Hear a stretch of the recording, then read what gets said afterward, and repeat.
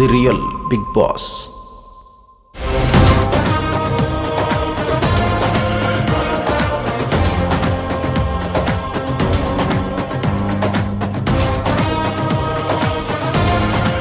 ಇಂದಿನ ನಮ್ಮ ಸಾಮಾಜಿಕ ಜೀವನದಲ್ಲಿ ರಾಜಕಾರಣ ಪ್ರಮುಖ ಪಾತ್ರವನ್ನ ವಹಿಸುತ್ತಿದೆ. ಪ್ರತಿಯೊಬ್ಬರೂ ಒಂದಲ್ಲ ಒಂದು ರೀತಿಯಲ್ಲಿ ರಾಜಕಾರಣದ ಪಾಲುದಾರರಾಗಿದ್ದಾರೆ. ಆದರೂ ಬಹಳಷ್ಟು ಜನರು ರಾಜಕೀಯ ವ್ಯವಸ್ಥೆಯನ್ನ ಟೀಕಿಸುತ್ತಾರೆ, ರಾಜಕಾರಣಿಗಳನ್ನ ತೆಗಳುತ್ತಾರೆ. ಆದರೆ ಈ ಕ್ಷೇತ್ರದಲ್ಲಿ ತಮ್ಮನ್ನ ತಾವು ತೊಡಗಿಸಿಕೊಂಡು ಒಂದು ಹಂತವನ್ನ ತಲುಪಲು ಎಷ್ಟೆಲ್ಲ ಹೋರಾಟ ಮಾಡಬೇಕಾಗುತ್ತದೆ. ಇಂದು ಶಾಸಕ ಸಂಸದರಾಗುವುದೆಂದರೆ ಸುಲಭದ ಮಾತಲ್ಲ. ಅದಕ್ಕಾಗಿ ಅವರು ತಮ್ಮ ವೈಯಕ್ತಿಕ ಜೀವನವನ್ನೇ ಮರೆಯುತ್ತಾರೆ. ಹೋರಾಟದ ಮೂಲಕ ಜನಪ್ರತಿನಿಧಿಗಳಾಗಿ ಹೊರಹೊಮ್ಮಿದವರ ರಾಜಕೀಯ ಜೀವನದ ಬಗ್ಗೆ ಒಂದಷ್ಟು ಮಾಹಿತಿಗಳನ್ನ ನೀಡಿ ಅವರ ಹೋರಾಟದ ಇನ್ನೊಂದು ಮುಖವನ್ನ ನೋಡೋದೇ ನಮ್ಮ ಈ ಲೀಡರ್ ಕಾರ್ಯಕ್ರಮದ ಉದ್ದೇಶ. ಬೆಂಗಳೂರಿನ ಬಹಳ ಪ್ರಮುಖವಾದ ವಿಧಾನಸಭಾ ಕ್ಷೇತ್ರವೇ ಚಿಕ್ಕಪೇಟೆ. ಈ ಕ್ಷೇತ್ರದ ಇಂದಿನ ಶಾಸಕರಾದ ಆರ್.ವಿ. ದೇವರಾಜ್ ರವರೇ ನಮ್ಮ ಲೀಡರ್.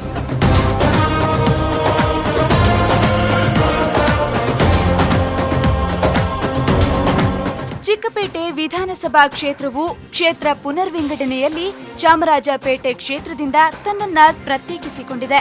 ಈ ಕ್ಷೇತ್ರವು ಸುಧಾಮನಗರ, ಧರ್ಮರಾಯಸ್ವಾಮಿ ದೇವಸ್ಥಾನ, ಸುಂಕೇನಹಳ್ಳಿ, ವಿಶ್ವೇಶ್ವರಪುರಂ, ಸಿದ್ದಾಪುರ, ಹೊಂಬೇಗೌಡನಗರ ಹಾಗೂ ಜಯನಗರ ವಾರ್ಡ್ಗಳನ್ನ ಒಳಗೊಂಡಿದೆ.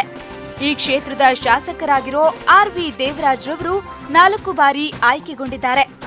ಕ್ಷೇತ್ರದ ಜನರ ಪ್ರೀತಿಗೆ ಪಾತ್ರರಾಗಿ 4 ಬಾರಿ ಎಂಎಲ್ಎ, ಒಮ್ಮೆ ಎಂಎಲ್ಸಿ ಆಗಿರೋ ಇವರು ಸುಲಭವಾಗೇನೂ ಶಾಸಕರಾಗಿ ಬಂದಿಲ್ಲ. ತಾವು ಆಲೋಚಿಸಿದ ಕೆಲಸ ಪೂರೈಸಲೇಬೇಕೆಂಬ ಛಲ ಹೊಂದಿರೋ ಇವರು ಸತತ ಜನಸಂಪರ್ಕ ಹಾಗೂ ಜನಸೇವೆಯ ಮೂಲಕ ಇಂದಿಗೂ ಶಾಸಕರಾಗಿದ್ದಾರೆ. ಇವರ ತಾತ ಮೂಲತಃ ಕೋಲಾರ ಜಿಲ್ಲೆಯ ಶ್ರೀನಿವಾಸಪುರ ತಾಲೂಕಿನ ರೋಣೂರು ಎಂಬ ಹಳ್ಳಿಯವರು. ಇವರ ತಂದೆ ಆರ್.ವಿ. ವೆಂಕಟೇಶಪ್ಪ ರವರು ಬೆಂಗಳೂರಿನ ಸಿಟಿ ಮಾರ್ಕೆಟ್ನಲ್ಲಿ ತರಕಾರಿ ಮಂಡಿ ನಡೆಸ್ತಾ ಇದ್ರು. ಇವರ ತಾಯಿ ಪುಟ್ಟತಾಯಮ್ಮ ಗೃಹಿಣಿಯಾಗಿದ್ರು. ತಂದೆ ಆರ್.ವಿ. ವೆಂಕಟಪ್ಪ ರವರು ಮಾರ್ಕೆಟ್ನಲ್ಲಿ ಒಳ್ಳೆಯ ಹೆಸರು ಹೊಂದಿದ್ರು. ಆಗಿನ ಕಾಲದಲ್ಲೇ ಅವರು ಸುಮಾರು 30ಕ್ಕೂ ಹೆಚ್ಚು ಮಂಡಿಗಳನ್ನ ಹೊಂದಿದ್ರು. ಇವರಿಗೆ 5 ಗಂಡು ಹಾಗೂ 2 ಹೆಣ್ಣು ಮಕ್ಕಳು. ಇವರಲ್ಲಿ 6ನೇಯವರಾಗಿ ಜನಿಸಿದವರೇ ನಮ್ಮ ಇಂದಿನ ಶಾಸಕರಾಗಿರೋ ಆರ್.ವಿ. ದೇವರಾಜ್. ಆರ್.ವಿ. ವೆಂಕಟಪ್ಪ ರವರು ಗರಡಿ ಮನೆಯ ಬಗ್ಗೆ ಸ್ವತಃ ಆಸಕ್ತಿ ವಹಿಸಿ ಅನೇಕ ಯುವಕರನ್ನ ಬೆಳೆಸುತ್ತಿದ್ರು. ಅವರಿಗೆ ತರಬೇತಿ ನೀಡಿ ಕುಸ್ತಿ ಪಟುಗಳನ್ನಾಗಿ ಮಾಡ್ತಾ ಇದ್ರು. ಅದನ್ನ ನೋಡುತ್ತಲೇ ಬೆಳೆದ ಆರ್.ವಿ. ದೇವರಾಜ್ ರವರು ಕೂಡ ಗರಡಿ ಮನೆಯಲ್ಲಿ ಅಭ್ಯಾಸ ನಡೆಸ್ತಾ ಇದ್ರು. ದೇವರಾಜ್ ರವರು ಭಾರತೀಯ ವಿದ್ಯಾನಿಕೇತನ ಶಾಲೆಯಲ್ಲಿ ತಮ್ಮ ಶಿಕ್ಷಣವನ್ನ ಆರಂಭಿಸಿದ್ರು. ಇವರ ತಂದೆ ಆಗಲೇ ಶ್ರೀಮಂತರು ಹಾಗೂ ಪ್ರಭಾವಿಗಳು. ಆದ್ದರಿಂದ ಇವರ ಕೈಗೆ ಚಿಕ್ಕಂದಿನಿಂದಲೂ ಹಣ ದೊರೆಯುತ್ತಿತ್ತು. ಕುಟುಂಬದಲ್ಲಿಯೇ ಪ್ರೀತಿಯ ಪುತ್ರರಾದ ಇವರು ತಮಗೆ ದೊರೆಯುತ್ತಿದ್ದ ಹಣದಿಂದ ತಮ್ಮ ಸಹಪಾಠಿಗಳಿಗೆ ಆಗಲೇ ಸಹಕಾರ ಮಾಡ್ತಾ ಇದ್ರು. ಹೈಸ್ಕೂಲಿನಲ್ಲಿ ವಿದ್ಯಾರ್ಥಿ ಗುಂಪುಗಳ ನಾಯಕರಾಗಿದ್ದ ಇವರಿಗೆ ವಿದ್ಯಾಭ್ಯಾಸಕ್ಕಿಂತ ಸಂಘಟನೆ, ಹೋರಾಟ, ಸಾಮಾಜಿಕ ಚಟುವಟಿಕೆಗಳಲ್ಲಿ ಆಸಕ್ತಿ ಬೆಳೆಯಿತು. ಅದೇ ಸಂದರ್ಭದಲ್ಲಿ ಇವರ ಮಲತಾಯಿ ಸಂಜೀವಮ್ಮ ರವರು ದೇವರಾಜ್ ರವರನ್ನ ದತ್ತು ತೆಗೆದುಕೊಂಡರು.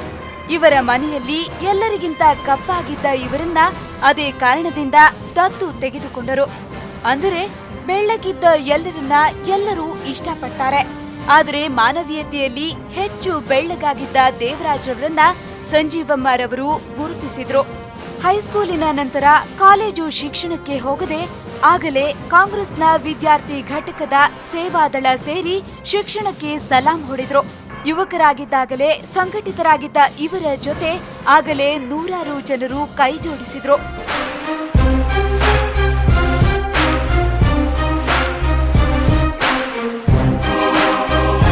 ಬುಲೆಟ್, ಜಾವಾಗಳಲ್ಲಿ ಇವರ ತಂಡ ಹೊರಟ್ರೆ ಎಲ್ಲರೂ ಹುಬ್ಬೇರಿಸ್ತಾ ಇದ್ರು. ಕಾಂಗ್ರೆಸ್ ಪಕ್ಷದ ಮೂಲಕ ರಾಜಕಾರಣ ಪ್ರಾರಂಭಿಸಿದ ಇವರು ಸೇವಾದಳದ ರಾಜ್ಯಾಧ್ಯಕ್ಷರಾದರು. ದೇವರಾಜ್ ಅರಸ್, ರಾಜೀವ್ ಗಾಂಧಿ ಅವರೊಂದಿಗೆ ನಿಕಟ ಸಂಪರ್ಕ ಹೊಂದಿದ್ದ ಇವರಿಗೆ 1989ರಲ್ಲಿ ಪ್ರಥಮ ಬಾರಿಗೆ ಶಾಸಕರಾಗೋ ಅವಕಾಶ ದೊರೆಯಿತು. ನಂತರದಲ್ಲಿ ಕ್ಷೇತ್ರದ ಹಿಡಿತ ಕಂಡುಕೊಂಡರು. ಕೆಎಸ್ಆರ್ಟಿಸಿ ಅಧ್ಯಕ್ಷರಾಗಿ 2 ಬಾರಿ ಆಡಳಿತ ನಿರ್ವಹಿಸಿದ ಇವರು ಅದರಲ್ಲಿ ಅನೇಕ ಸುಧಾರಣೆ ತಂದರು. ಮೂಲತಃ ಶ್ರೀಮಂತರಾದ ಇವರು ತಮ್ಮ ಸ್ವಂತ ಹಣದಲ್ಲಿ ಅನೇಕ ಕಾರ್ಯಗಳನ್ನ ಮಾಡಿದ್ದಾರೆ. ಈ ನಡುವೆ ತಮ್ಮ ಅಕ್ಕನ ಮಗಳೇ ಆದ ಮಮತಾ ಲಕ್ಷ್ಮಿಯವರನ್ನ ವಿವಾಹವಾದರು.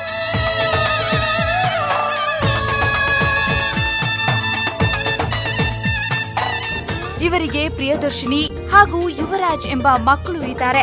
ಇವರೆಲ್ಲರೂ ದೇವರಾಜ್ರವರ ಯಶಸ್ಸಿಗೆ ಕಾರಣರಾಗಿದ್ದಾರೆ.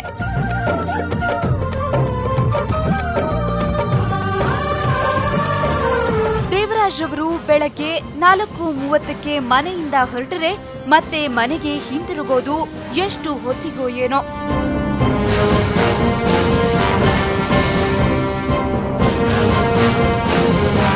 ಬೆಳಗ್ಗೆ ವಾಕಿಂಗ್ ಅನ್ನ ತಮ್ಮ ಕ್ಷೇತ್ರದಿಂದ ಪ್ರಾರಂಭಿಸಿ ಮೈಸೂರು ಬ್ಯಾಂಕ್ ಸರ್ಕಲ್ ವರೆಗೆ ಬರುತ್ತಾರೆ. ಅಷ್ಟರಲ್ಲಾಗಲೇ 100 ಜನ ಇವರ ಭೇಟಿಗಾಗಿ ಬಂದಿರ್ತಾರೆ. ಅಲ್ಲಿಯೇ ಅವರೊಂದಿಗೆ ಬೆಳಗಿನ ಉಪಹಾರವನ್ನ ಮುಗಿಸಿ ಅವರ ಸಮಸ್ಯೆಗಳನ್ನ ತಿಳಿದು ಅಧಿಕಾರಿಗಳೊಂದಿಗೆ ಚರ್ಚಿಸಿ ಪರಿಹರಿಸಿ ಮತ್ತೆ ಕ್ಷೇತ್ರದ ಕಾರ್ಯಗಳಿಗೆ ಹೊರಡ್ತಾರೆ.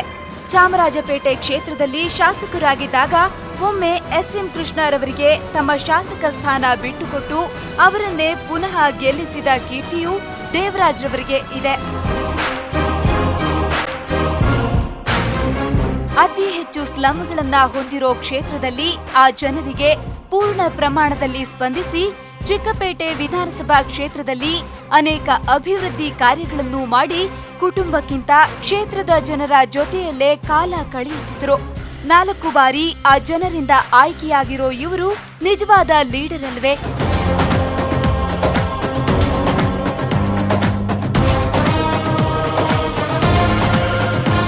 ಚಿಕ್ಕಪೇಟೆ ಕ್ಷೇತ್ರದ ಶಾಸಕರಾದ ಆರ್.ವಿ. ದೇವರಾಜ್ ಅವರು ಕ್ಷೇತ್ರದಾದ್ಯಂತ ಅಭಿಮಾನಿಗಳನ್ನ ಹೊಂದಿದ್ದಾರೆ. ಬಡ ಹಾಗೂ ಹೆಚ್ಚು ಕೊಳಚೆ ಪ್ರದೇಶವನ್ನ ಹೊಂದಿರುವ ಈ ಕ್ಷೇತ್ರ ಬೆಂಗಳೂರಿನ ಕೇಂದ್ರ ಭಾಗದಲ್ಲಿದೆ. ಅಂತಹ ಪ್ರದೇಶವನ್ನು ಪೂರ್ಣ ಪ್ರಮಾಣದಲ್ಲಿ ಅಭಿವೃದ್ಧಿ ಮಾಡಲಾಗಲಿಲ್ಲ ಎಂಬ ಕೊರಗು ಕೂಡ ದೇವರಾಜ್ರವರಿಗೆ ಇದೆ. ಇವರ ಈ ಅಭಿವೃದ್ಧಿ ಕನಸು ಹಾಗೂ ಯಶಸ್ಸಿನ ಹಿಂದೆ ಇರುವ ಪ್ರಮುಖ ಶಕ್ತಿ ಇವರ ಪತ್ನಿ ಡಾಕ್ಟರ್ ಮಮತಾ ಲಕ್ಷ್ಮಿ.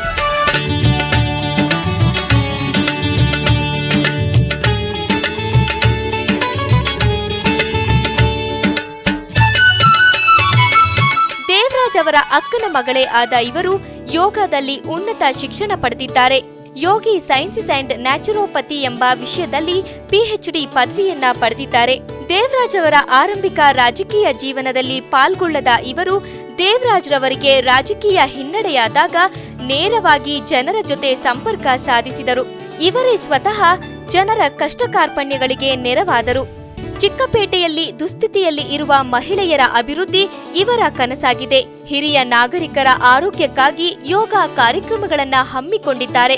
ಬೆಳಗ್ಗೆ 4:30ಕ್ಕೆ ಮನೆಯಿಂದ ಹೊರಡುವ ಪತಿಗೆ ಪ್ರತಿನಿತ್ಯ ಮೈಸೂರು ಸರ್ಕಲ್ಗೆ ಉಪಹಾರ ಕಳುಹಿಸುತ್ತಾರೆ. ಮಧ್ಯಾಹ್ನ ಎಲ್ಲಿದ್ದಾರೆ ಎಂದು ತಿಳಿದುಕೊಂಡು ಅಲ್ಲಿಗೆ ಊಟವನ್ನು ಕಳುಹಿಸುವ ಇವರು ಮನೆಯ ಜವಾಬ್ದಾರಿಯನ್ನ ಹೆಚ್ಚು ವಹಿಸಿಕೊಂಡಿದ್ದಾರೆ. 2 ಮುದ್ದು ಮಕ್ಕಳನ್ನ ಹೊಂದಿರುವ ಇವರು ತಮ್ಮ ಪತಿ ಜನರ ಸೇವೆ ಮಾಡುವುದನ್ನ ಶ್ಲಾಘಿಸುತ್ತಾರೆ. ಪುತ್ರಿ ಪ್ರಿಯದರ್ಶಿನಿ ಉನ್ನತ ವಿದ್ಯಾಭ್ಯಾಸವನ್ನ ಬೆಂಗಳೂರು ಹಾಗೂ ವಿದೇಶದಲ್ಲಿ ಮುಗಿಸಿ ಪ್ರಸ್ತುತ ಅಮೆರಿಕದಲ್ಲಿ ನೆಲೆಸಿದ್ದಾರೆ. ಪುತ್ರ ಯುವರಾಜ್ ಉನ್ನತ ವಿದ್ಯಾಭ್ಯಾಸ ಮುಗಿಸಿ ತಂದೆಯಂತೆ ರಾಜಕೀಯ ಒಲವನ್ನು ಹೊಂದಿ ಕ್ಷೇತ್ರದ ಜನರ ಸೇವೆಯಲ್ಲೂ ತೊಡಗಿಸಿಕೊಂಡಿದ್ದಾರೆ. ಚಿಕ್ಕಪೇಟೆ ಕ್ಷೇತ್ರವನ್ನ ಇನ್ನುಳಿದ ದಿನಗಳಲ್ಲಿ ಹೆಚ್ಚು ಹೆಚ್ಚು ಅಭಿವೃದ್ಧಿ ಮಾಡುವ ಕನಸು ಹೊಂದಿರುವ ದೇವರಾಜ್ ಅವರು ತಮ್ಮ ಏಳಿಗೆಗೆ ಕಾರಣರಾದ ಎಲ್ಲಾ ಮುಖಂಡರುಗಳನ್ನ ಸ್ಮರಿಸಿಕೊಳ್ಳುತ್ತಾರೆ. ತಮ್ಮ ಈ ಹಂತದ ಸಾಧನೆಗೆ ತನ್ನ ತಂದೆ ತಾಯಿ, ಕುಟುಂಬ ಹಾಗೂ ಕ್ಷೇತ್ರದ ಜನರನ್ನ ಸ್ಮರಿಸಿಕೊಳ್ಳುವ ಇವರು ತಮ್ಮ ಪೂರ್ಣ ಜೀವನವನ್ನು ಸಾರ್ವಜನಿಕ ಸೇವೆಯಲ್ಲಿಯೇ ಕಳೆದಿದ್ದಾರೆ.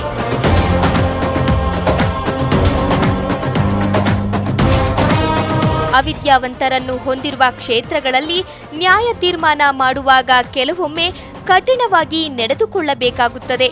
ಅದು ನನಗೆ ಕೆಲವೊಮ್ಮೆ ಋಣಾತ್ಮಕವಾಗಿ ಪರಿಣಮಿಸಿದೆ ಎನ್ನುತ್ತಾರೆ. ಅತ್ಯಂತ ಬಲಶಾಲಿ, ದೃಢಕಾಯ ಶರೀರ ಹೊಂದಿರುವ ಇವರ ಮನಸ್ಸು ಮಾತ್ರ ಮಕ್ಕಳಂತೆ ಎಂದು ಕ್ಷೇತ್ರದ ಅವರ ಅಭಿಮಾನಿಗಳು ಹೇಳುತ್ತಾರೆ.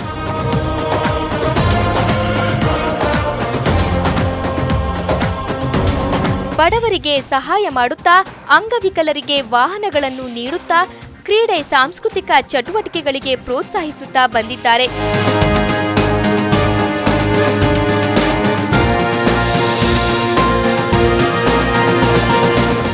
ಕೆಲವು ಸ್ವಜಾತಿಯ ಮತಗಳನ್ನ ಹೊಂದಿದ ಈ ಕ್ಷೇತ್ರದಲ್ಲಿ ಎಲ್ಲಾ ಜಾತಿ ವರ್ಗದವರ ಬೆಂಬಲದಿಂದ 4 ಬಾರಿ ಆಯ್ಕೆಯಾಗಿ ಹಿರಿಯ ಸದಸ್ಯರಾಗಿರುವ ಇವರು ಮಂತ್ರಿ ಪದವಿ ಬಂದಿಲ್ಲವೆಂದು ಕೊರಗಿಲ್ಲದೆ ಸದಾ ಜನರ ಜೊತೆಯಲ್ಲಿಯೇ ಇರುವ ಇವರು ನಿಜವಾದ ಲೀಡರ್ ಅಲ್ಲವೇ?